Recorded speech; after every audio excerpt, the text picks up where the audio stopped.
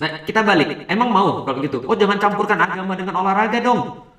Pertanyaannya sederhana, kalau gitu agamamu untuk apa? Kalau agamamu nggak boleh dipakai untuk politik, kalau agamamu nggak boleh dipakai untuk olahraga, kalau agamamu nggak bisa dipakai untuk kehidupan, kalau agamamu nggak bisa dipakai untuk kamu bersikap untuk universalitas kebaikan, nggak boleh dipakai juga. Agamamu nggak boleh dipakai dalam kehidupan, lalu agama dipakai untuk apa? Sunatan doang, nikahan. Lalu kalau mati doang, kalau baru mau dikafan.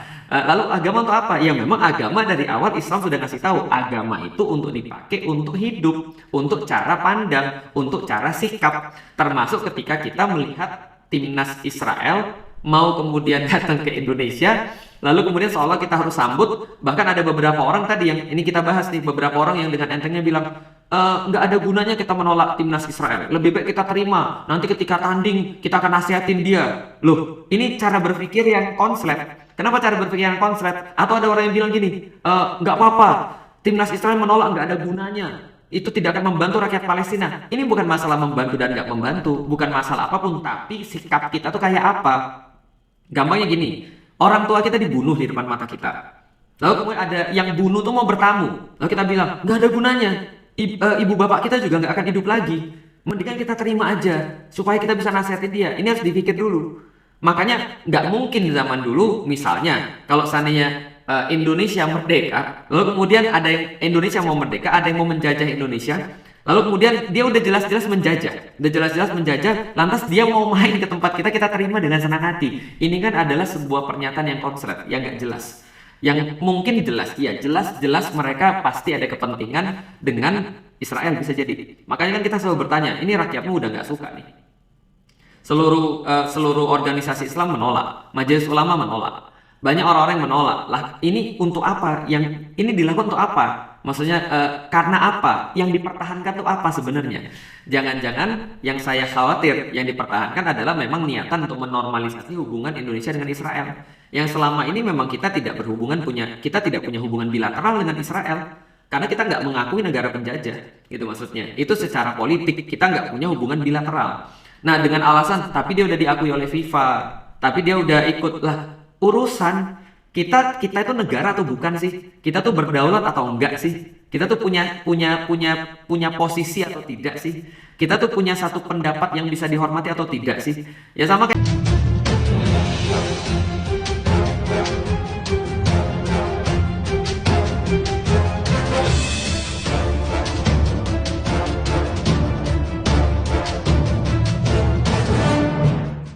Alhamdulillah teman-teman selalu dirahmati Allah. Jadi pada hari ini langsung saja ada banyak sekali orang-orang yang bertanya bagaimana tanggapan saya tentang eh, sebuah apa ya, sebuah wacana tentang penolakan timnas Israel. Dan seperti biasa teman-teman Indonesia, bukan Indonesia namanya kalau seandainya tidak ada pro dan kontra. Maka sama juga ketika timnas Israel ini ingin termasuk datang ke Indonesia dalam satu acara Piala Dunia U20 ya yang dilaksanakan di Bali, ya maka ya ada pro kontra daripada netizen dan netijah di Indonesia. Pertama-tama teman-teman sekalian, saya mau coba bacain dulu pembukaan Undang-Undang Dasar 1945 supaya teman-teman juga bisa punya pengetahuan seperti apa Indonesia secara ini undang-undangnya memandang tentang tujuan didirikannya negara Indonesia. Jadi ini langsung saya ambil dari sumber karena dulu sih saya hafal, sekarang enggak ya. Maklum sudah tua. Nih yang saya bacain ya. Undang-Undang Dasar Negara Republik Indonesia tahun 1945. Pembukaan. Bahwa sesungguhnya kemerdekaan itu ialah hak segala bangsa. Dan oleh sebab itu, maka penjajahan di atas dunia harus dihapuskan. Karena tidak sesuai dengan pri kemanusiaan dan pri keadilan. Sering ini ya, throwback pas ini ya, pas apa upacara bendera ya, Masya Allah. Dan perjuangan pergerakan kemerdekaan Indonesia telah sampailah kepada saat yang berbahagia dengan selamat sentosa mengantarkan rakyat Indonesia ke depan pintu gerbang kemerdekaan negara Indonesia yang merdeka, bersatu, berdaulat, adil dan makmur. Ya. Atas berkat rahmat Allah yang Maha Kuasa dan dengan didorongkan oleh keinginan luhur supaya berkehidupan kebangsaan yang bebas, maka rakyat Indonesia menyatakan dengan ini kemerdekaannya. Nih, perhatiin ya. Kemudian daripada itu, untuk membentuk suatu pemerintah negara Indonesia yang melindungi. Nah, ini kerjaan pemerintah itu sebenarnya adalah satu, melindungi segenap bangsa Indonesia dan seluruh tumpah darah Indonesia. Dan untuk kedua, memajukan kesejahteraan umum. Ketiga, mencerdaskan kehidupan bangsa. 4, dan ikut melaksanakan ketertiban dunia yang berdasarkan kemerdekaan, perdamaian abadi, dan keadilan sosial. Maka disusunlah kemerdekaan kebangsaan Indonesia itu dalam suatu Undang-Undang Dasar Negara Indonesia yang terbentuk dalam satu susunan negara Republik Indonesia yang berkedaulatan rakyat dengan berdasar pada ketuhanan yang Maha Esa, kemanusiaan yang adil dan beradab, persatuan Indonesia, dan kerakyatan yang dipimpin oleh hikmat kebijaksanaan dalam permusyawaratan perwakilan, serta dengan mewujudkan suatu keadilan sosial bagi seluruh rakyat Indonesia. Jadi ada beberapa poin yang bisa teman-teman bisa untuk lihat di sini, bahwasanya Indonesia itu adalah sebuah negara yang menyatakan dalam pembukaan undang-undang dasarnya, dan ini adalah salah satu pilar daripada NKRI yang memang senantiasa dibangga-banggakan ya. Itu ditulis jelas dalam paragraf pertama bahwa sesungguhnya kemerdekaan itu ialah hak segala bangsa, dan oleh sebab itu maka penjajahan di atas dunia harus dihapuskan karena tidak sesuai dengan peri kemanusiaan dan peri keadilan. Ya, itu paragraf pertama. Dan paragraf yang keempat itu juga ada bahwasanya salah satu tujuan dibentuknya pemerintah negara Indonesia itu adalah untuk melaksanakan ketertiban dunia yang berdasarkan kemerdekaan, perdamaian abadi, dan keadilan sosial. Jadi gini teman-teman sekalian, kita tuh harus melihat bahwasanya dari sudut pandang apa dulu nih. Jadi nanti kita bahas ya tentang netizen-netizen yang komentar-komentarnya agak nggak masuk akal ya, absurd ya, dan cenderung paradoks serta munafik gitu ya. Nanti kita bahas, tapi kita bahas dulu bahwasanya secara politik atau secara pernyataan politik, Indonesia itu adalah sebuah negeri yang tidak pernah setuju dengan penjajahan. Karena dulu sebelum merdeka sama, kita pun juga dijajah sebelum akhirnya merdeka pada tahun 1945 tanggal 17 Agustus. Jadi kita menyatakan secara terbuka dan secara tegas di dalam pembukaan Undang-Undang Dasar bahwa kita menolak seluruh penjajahan, ataupun kita mendukung bahwasanya setiap bangsa itu harus punya kemerdekaan atau menentukan nasibnya sendiri, menolak penjajahan, baik penjajahan itu bersifat politik atau penjajahan itu bersifat fisik. Itu adalah pernyataan daripada pembukaan Undang-Undang Dasar Indonesia. Nah, karena itu teman-teman sekalian, kalau dilihat dari segi politik saja sebenarnya, ketika Indonesia itu nge-host Piala Dunia U20, dan ketika dia nge-host Piala Dunia U20, lantas salah satu pesertanya itu adalah Israel, yang Israel itu dengan nyata-nyata itu melakukan penjajahan, melakukan kezoliman, melakukan pembunuhan, melakukan kejahatan-kejahatan perang, dan sampai sekarang tidak tersentuh. Ini adalah sebuah hal yang bertentangan dengan Undang-Undang Dasar. Nah, jadi justru kalau seandainya ada orang bilang, wow, NKRI harga mati, Undang-Undang Dasar, konstitusi dan Undang-Undang Dasarnya sudah dibaca belum? Karena kalau sudah dibaca, harusnya di situ tertulis dengan sangat jelas bahwa Indonesia adalah negeri yang menolak penjajahan. Dan sampai sekarang kita bisa melihat bahwa setiap waktu tidak berhenti-henti pembunuhan, pembantaian, gitu kan ya. Kita bisa ngelis tuh pembantaian-pembantaian yang dilakukan oleh Israel ketika dia punya, itu bukan konflik ya, tapi itu adalah penjajahan teman-teman sekalian. Jadi jangan mau dibodohin, jangan mau untuk ditipu dengan mengatakan bahwa ini adalah konflik Israel dan Palestina. Nggak pernah ada konflik Israel dan Palestina. Kenapa? Karena Palestina sampai sekarang itu bukan negara, sedangkan Israel diakui sebagai negara oleh PBB. Nah, sehingga yang terjadi adalah sebenarnya pembantaian, atau yang terjadi adalah kezoliman, atau bahasa politiknya adalah penjajahan. Maka ketika kita itu punya ide yang kita nyatakan di dalam Undang-Undang Dasar, pembukaan Undang-Undang Dasar, bahwa kita menolak penjajahan, bagaimana mungkin justru kita nge-host dan tidak berbuat apapun, tidak melakukan apapun ketika salah satu negara pesertanya itu adalah melakukan sebuah penjajahan. Ini adalah yang harus kita ketahui. Itu dari segi politik. Dari segi agama, apalagi?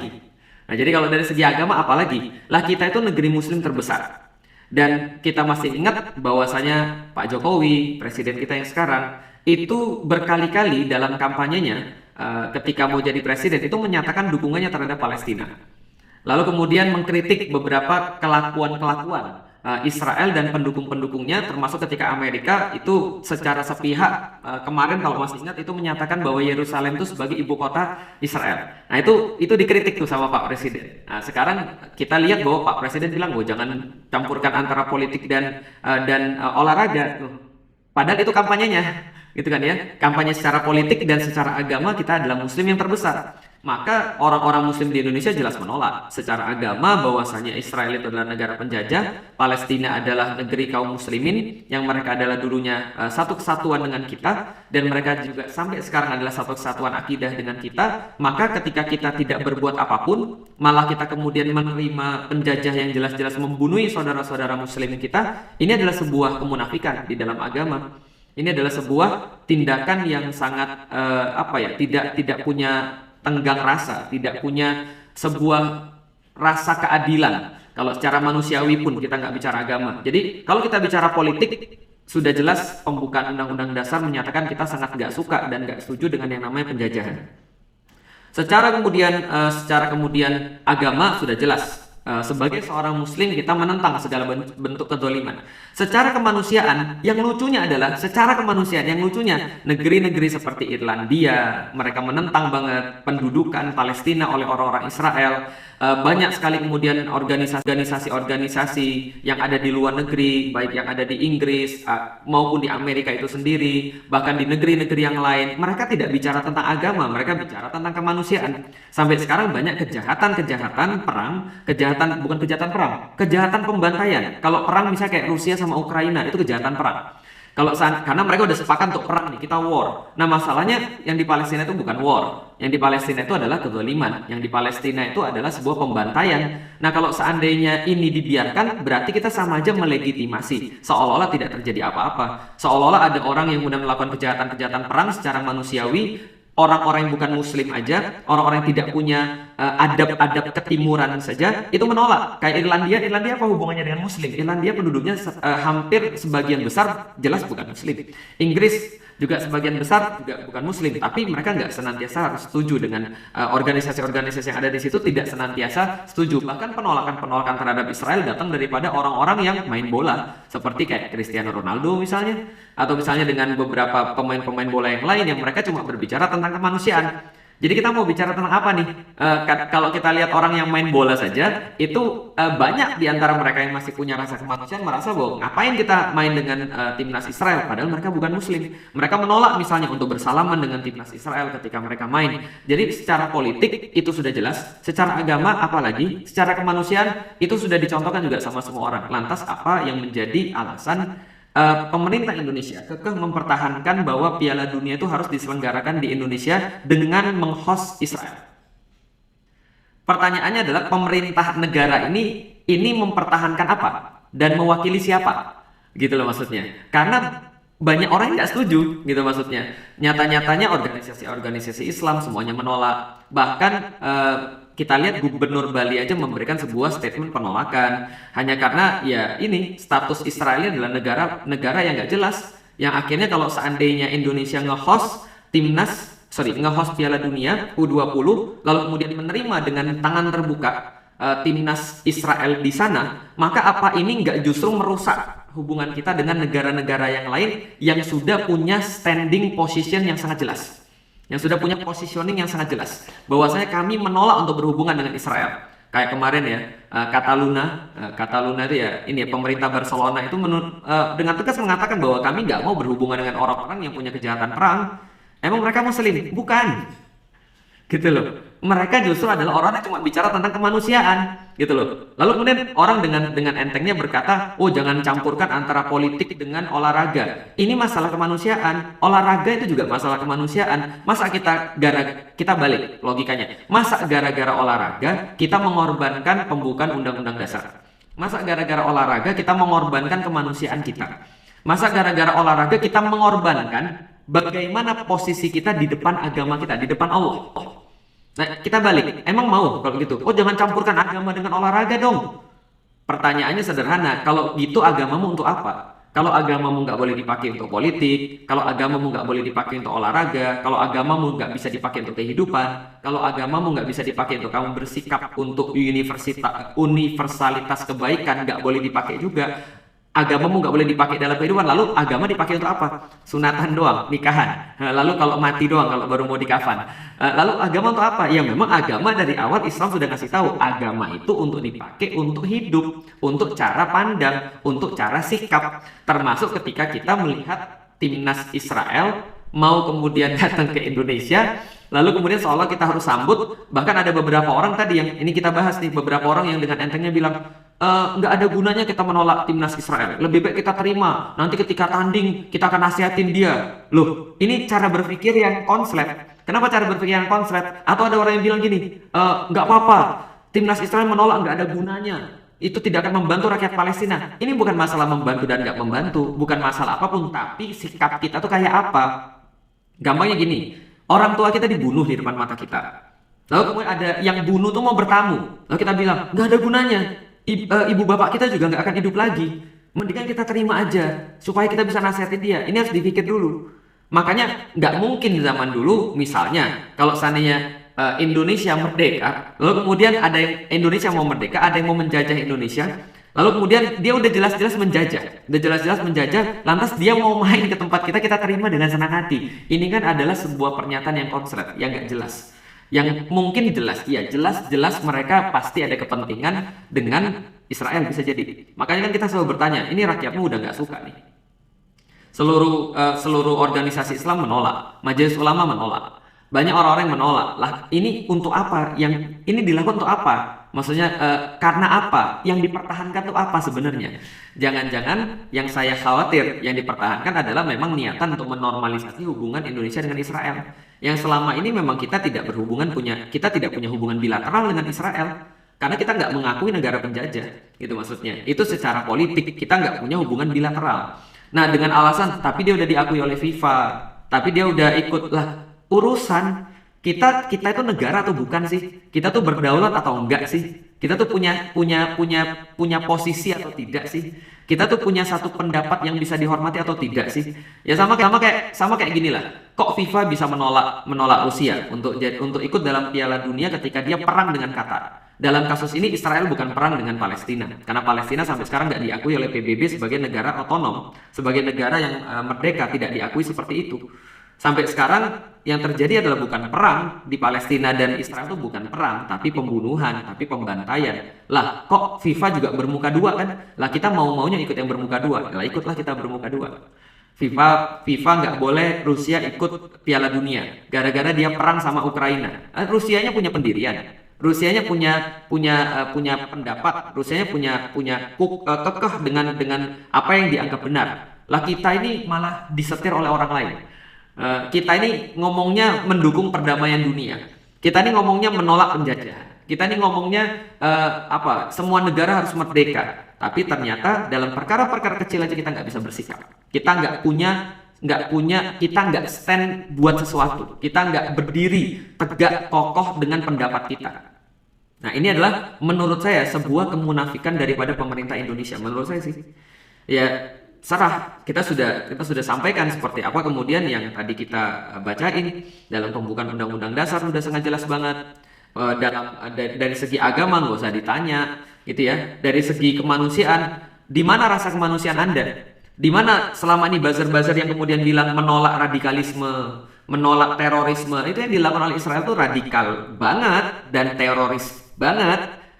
mati udah nggak usah hitung lagi gitu maksudnya. Mereka melakukan kezoliman. Dan kalau teman-teman masih belum ngerti dalam hal ini, teman-teman bisa lihat banyak sekali bahasan-bahasan di YouTube. Misalnya saya juga pernah membahas tentang sejarah Baitul Maqdis, akar masalah krisis Palestina. Kenapa bisa terjadi di sana tuh masalah sampai sekarang nggak selesai? Ya karena memang ini adalah sebuah penjajahan yang diaminkan oleh PBB.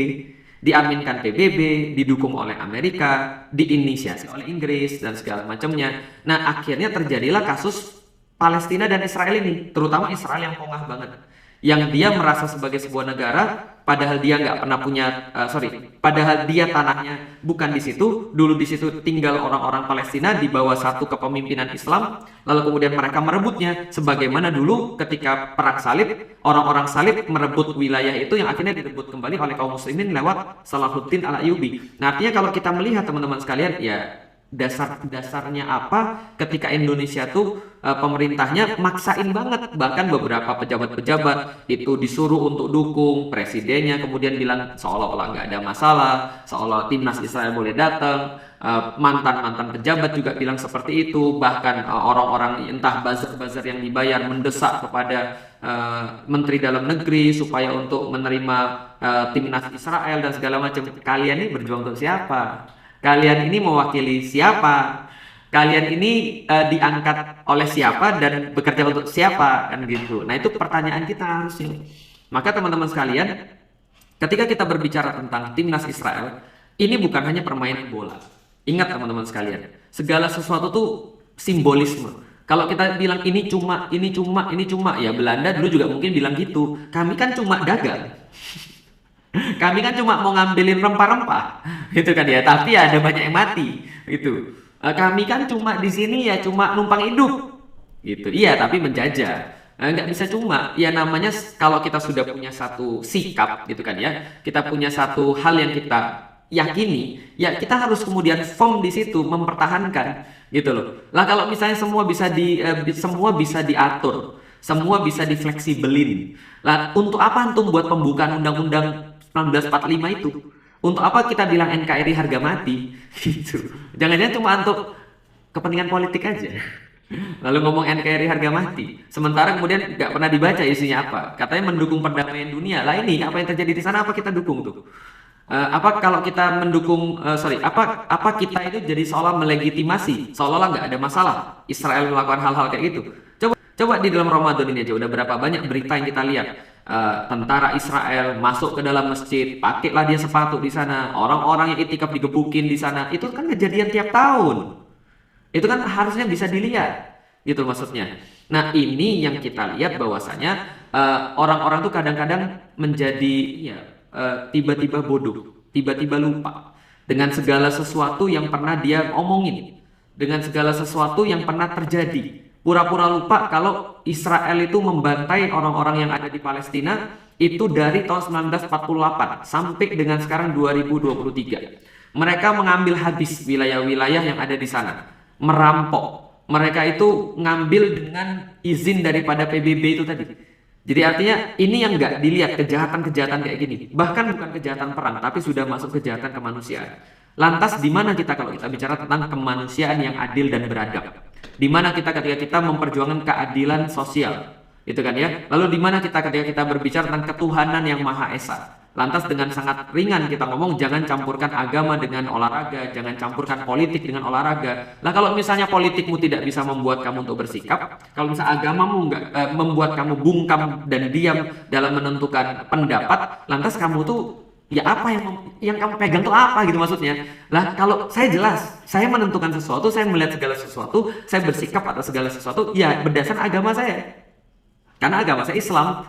Lantas kalau misalnya saya bilang saya muslim, tapi kemudian menentukan segala sesuatu bukan berdasarkan agama. Lah terus apa gunanya kita Islam? Gitu maksudnya. Kalau misalnya kita merasa kita Indonesia, tapi kita nggak mau berdasarkan konstitusi untuk menentukan sikap kita terhadap Israel itu, lantas kita berdasarkan apa? Mau buat sendiri konstitusinya atau mau direvisi sekalian UUD 45-nya, pembukaannya. Padahal udah jelas-jelas di situ dikatakan bahwa kita tidak mendukung penjajahan. Penjajahan di atas dunia harus dihapuskan. Dan penjajahan di atas dunia salah satu yang terbesar yang didiamkan, yang memang kemudian seolah-olah orang-orang tuh kayak buta melihat itu semua, itu adalah penjajahan tanah Palestina oleh Israel.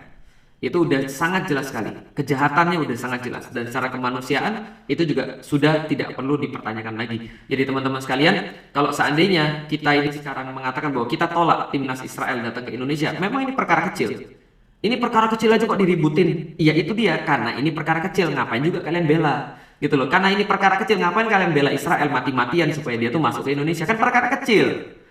Nah ternyata ini perkara besar, jangan-jangan bagi orang-orang yang mau belain, walau sawab gitu kan ya. Tapi kalau misalnya dia konsisten, ini kan perkara kecil doang, ngapain sih diribut-ributin? Ya kalau perkara kecil ngapain juga kamu ributin? Bagi kita ini bukan perkara kecil, bagi kita ini masalah keberpihakan, bagi kita ini masalah akidah, bagi kita ini masalah politik sebagai rakyat Indonesia yang menolak penjajahan di atas muka bumi dan pengen menghapuskan penjajahan di atas muka bumi. Ini adalah ide kita, ini adalah ide founding fathers kita, gitu kan ya. Artinya ya harusnya kita nggak setuju dong.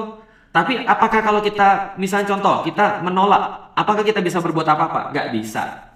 Tapi ini setidaknya menjadi sebuah contoh dan menjadi sebuah hal yang harus teman-teman ketahui. Inilah namanya kemunafikan publik. Inilah namanya orang-orang yang bermuka dua. Yang teman-teman tahu, di satu saat dia ngomongnya A, besok dia ngomongnya A aksen.